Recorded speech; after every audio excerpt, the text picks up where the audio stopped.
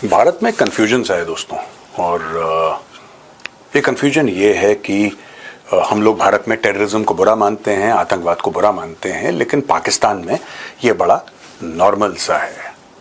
तो अक्सर भारतीय इस बात को लेकर कंफ्यूज होते हैं कि ये चीज़ नॉर्मल कैसे हो सकती है, ये नॉर्मल कैसे हो सकती है, ये ऐसा किस तरीके से हो सकता है कि एक आतंकवादी को आप स्टेज पे बैठाएं, उस पर फूल माला बरसाएं, उसको इज्जत बख्शें और बोलें कि साहब ये तो हमारा हीरो है। ये ऐसा कैसे हो सकता है?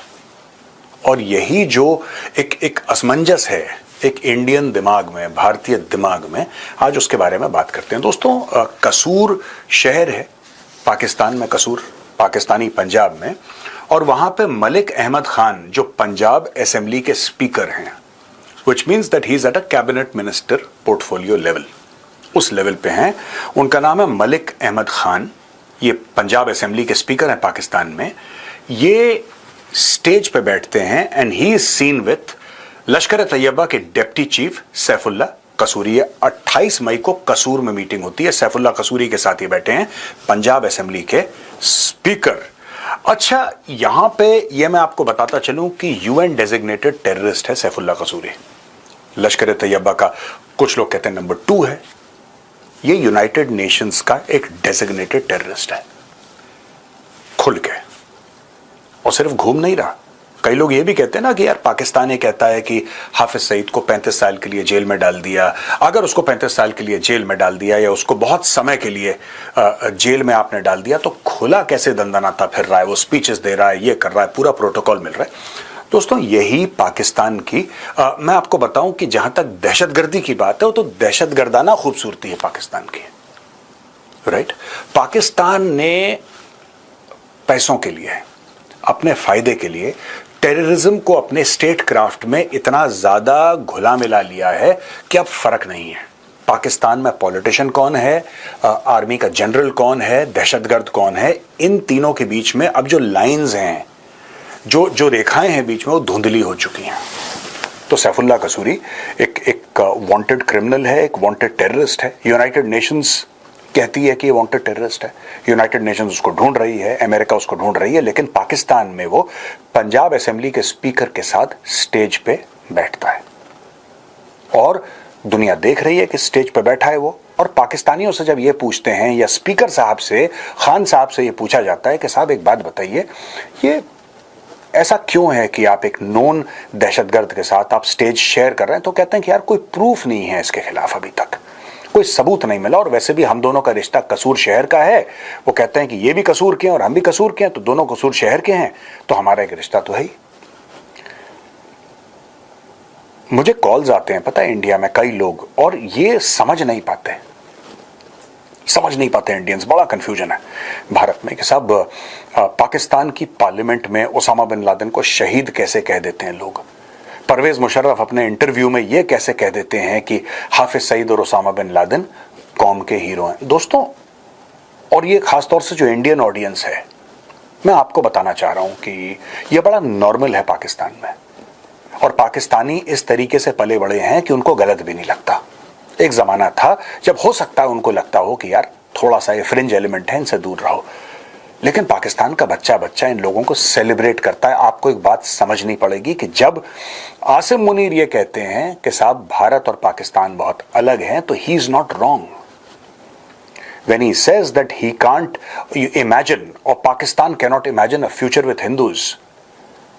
वो अपनी सच्चाई बयान कर रहे हैं, and I think we must appreciate the fact that field marshal Asim Munir is telling the truth. ये उनकी सच्चाई है। आपको ना पसंद आए वो अलहदा बात है, आपको नहीं हजम हो वो अलहदा बात है, लेकिन ये पाकिस्तान की सच्चाई है। Pakistan was born out of hate, नफरत में पैदा हुआ है पाकिस्तान, कोई मोहब्बत में पैदा नहीं हुआ पाकिस्तान। तो पाकिस्तान नफरत से पैदा हुआ है, वहां से नफरत निकलेगी। अब मैं आपको एक दो बातें और बड़ी इंटरेस्टिंग बताता हूं।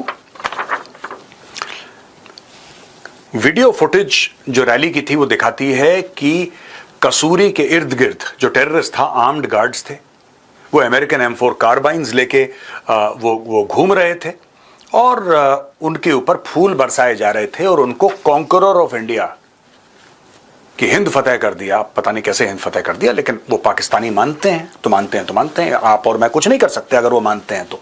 कल वो ये मानना शुरू कर दें कि लश्कर तैयबा ने रूस फतेह कर दिया, चीन फतेह कर दिया, अमेरिका फतेह कर दिया, तो आप और मैं कुछ नहीं कर सकते। वो मानते हैं, वो मानते हैं। वहां पे खुलेआम ये कहा गया कि लश्कर तैयबा ने शेख हसीना को बांग्लादेश से निकाल दिया। अब ये सारी चीजें हैं, these are beyond fantastic, beyond the realm of possibility. लेकिन पाकिस्तानी इन सब चीजों पर विश्वास करते हैं, भरोसा करते हैं, क्योंकि उनको ऐसा ही सिखाया गया। दोस्तों, मैं आपको एक बात बताता हूं बड़ी कैटेगोरिकल। ये जो हम देखते हैं कि सैफुल्ला कसूरी वहां पे बैठा हुआ है और बगल में स्पीकर पंजाब असेंबली बैठा हुआ है, क्या आपको ऐसा लगता है कि this is without the blessings of the Pakistan army? क्या आपको किसी को भी मन में डाउट है कि बिना पाकिस्तानी आर्मी के, बिना आसिम मुनीर के आशीर्वाद के वो लोग ऐसा ओपनली बैठे? पर फिर ये दुनिया की ताकतें ऐसा अलाउ क्यों करती हैं? मैं आपको बताता हूं दोस्तों। ये अमेरिका के आशीर्वाद से ये आतंकी बने। 1979 से 89 पे जब पहला अफगान जिहाद हुआ, तब ये आतंकी पाकिस्तान में पैदा करे। पाकिस्तान ने पैसे लिए, पाकिस्तानी फौज ने पैसे लिए, जियाउल हक ने पैसे लिए, मोटे पैसे लिए, अरबों डॉलर लिए, और ये जिहादी इंफ्रास्ट्रक्चर तैयार किया गया। और यही पाकिस्तान की यूटिलिटी है अमेरिका की आंखों में। अदरवाइज क्या यूटिलिटी है पाकिस्तान की? पाकिस्तान ऐसा क्या बनाता है? और पाकिस्तान को ऐसा गम भी नहीं है, पाकिस्तान को ऐसा कोई दुख भी नहीं है कि पाकिस्तान कुछ नहीं बनाता। पाकिस्तान का कोई ऐसा ह्यूमन रिसोर्स नहीं है जो दुनिया में जाए और खड़का दे कि भाई इतना तगड़ा है, किसी फॉर्च्यून 500 कंपनी का एमडी या सीईओ बन गया, या कोई उसने वैक्सीन बना दिया, कोई सॉफ्टवेयर बना दी, कोई चीज इजाद कर दी। ऐसा तो किसी पाकिस्तानी ने कभी करा नहीं। एक बेचारा था, वो अहमदी निकला, तो उसको वैसे ही उसकी कब्र भी बनने नहीं दी ठीक से। तो उसके अलावा आप देखिए, पाकिस्तान ने 78 ईयर्स ऑफ हिस्ट्री में कुछ प्रोड्यूस नहीं करा है। 78 साल पुराना पाकिस्तान है और 0 बटा सन्नाटा, 0 बटा नील है पाकिस्तान का ट्रैक रिकॉर्ड। तो पाकिस्तान का जो पावर है, जिसको अमेरिका चाहता है, वो यही जिहाद है कि जाके फट जाओ कहीं पे। तुम्हें 72 हुरें मिलेंगी, तुम जाके कहीं फट जाओ। तो सारे के सारे पाकिस्तानी फटने के चक्कर में लगे, क्योंकि और क्या करेंगे? अगर वो पीएचडी भी करेगा तो फटेगा वो। देखिए, at the event, terrorists openly boasted about the role in stirring protests against former Bangladesh PM Sheikh Hasina, forcing her to flee and seek refuge. समझ गए कि जो भी करा है बांग्लादेश में लश्कर तैयबा ने करा है। वहां पे मोहम्मद यूनुस कह रहा है मैंने करा है। वहां पे बांग्लादेश का जो स्टूडेंट्स हैं बांग्लादेश में, वो कह रहे हैं साहब हमने करा है।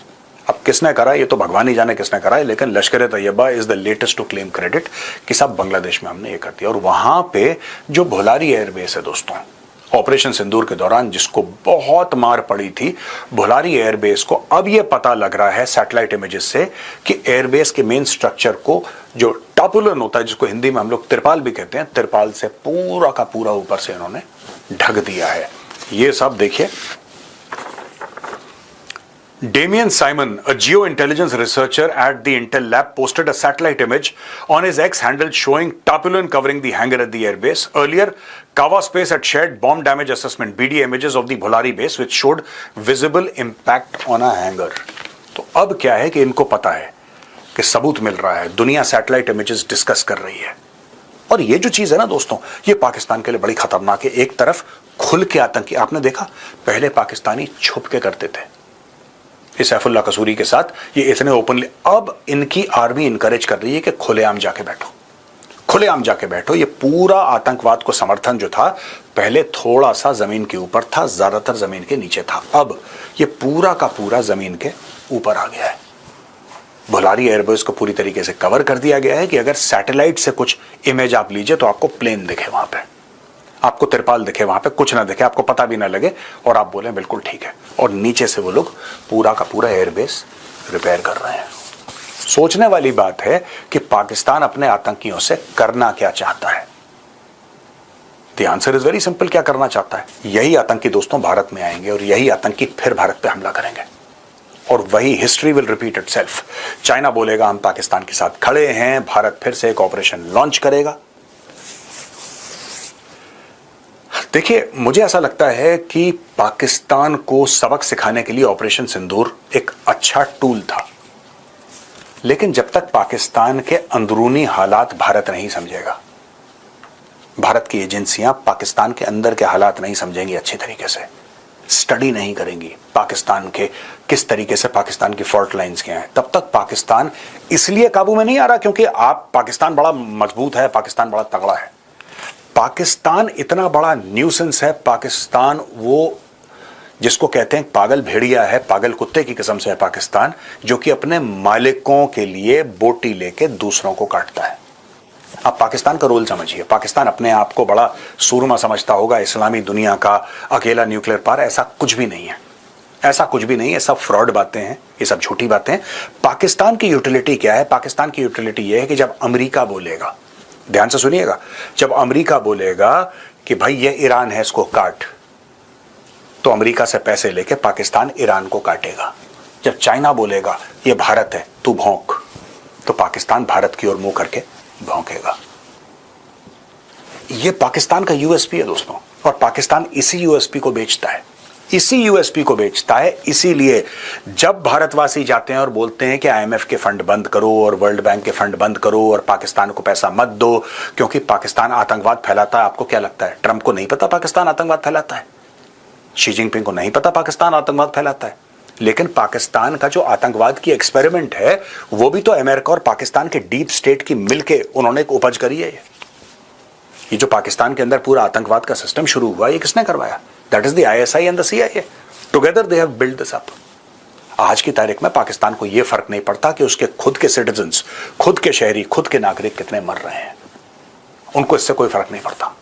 पाकिस्तानी अगर 100 भी चले जाएं इस दुनिया से, अगर एक भारतवासी को खरोच आ जाती है, that is a cause of celebration in Pakistan. तो ये ऐसा मुल्क है दोस्तों जहां पे पंजाब की असेंबली का स्पीकर बैठता है एक यूएन डेजिग्नेटेड टेररिस्ट के साथ, और पूरी 25 करोड़ की कौम तालियां पीटती है और कहती है देखो ये हमारे हीरो हैं। This is the story of Pakistan.